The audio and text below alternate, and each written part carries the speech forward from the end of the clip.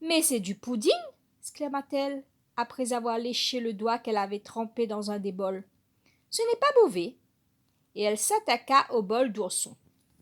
Peu après, sur la table, éclaboussée, les 3 bols furent vides. Boucle d'Or, rassasiée, continua son exploration. Voyons un peu, ce doit être la chaise de Papa Ours. Là, le fauteuil de Maman Ours, et ça, c'est la petite chaise d'ourson. Essayons-la.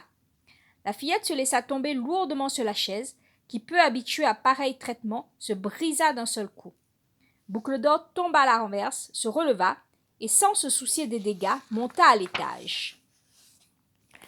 Dans la chambre à coucher, elle reconnut tout de suite aux dimensions le lit d'ourson. « C'est assez confortable, dit-elle, en s'asseyant sur le lit. Pas assez tendre que le mien, mais presque. » Et elle se mit à bâiller. « J'ai presque envie de m'étendre, seulement pour un moment. Juste pour l'essayer. » Peu après, Boucle d'Or dormait profondément. Entre-temps, la famille Ours avait repris le chemin de la maison. « Comme il est petit, le bébé castor, dit Ourson à sa maman. Est-ce que j'étais aussi petit quand je suis né ? À peine un peu plus grand, à peine, dit maman Ours en le caressant.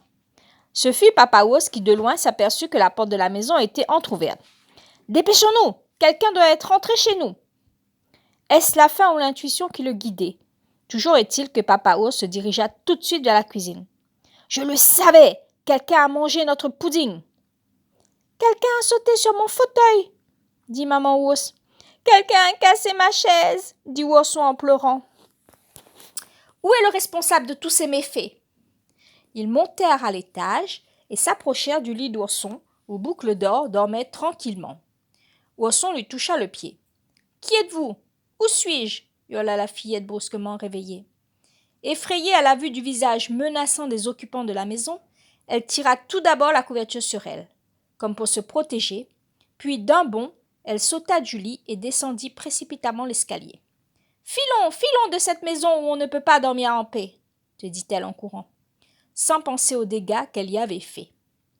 Ourson du seuil de la maison lui criait pourtant. « Mais non, ne t'enfuis pas, je te pardonne, reviens, nous jouerons ensemble. » Eh bien, cela se termina vraiment ainsi. Boucle d'Or, la fillette fière et impolie, se fit plus sage depuis ce jour-là, et elle se lia d'amitié avec Ourson. Souvent, elle alla le trouver et l'invita plusieurs fois chez elle. Ils devinrent de bons amis et le restèrent pour toujours.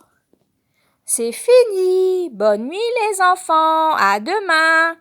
Bisous, bisous, bisous.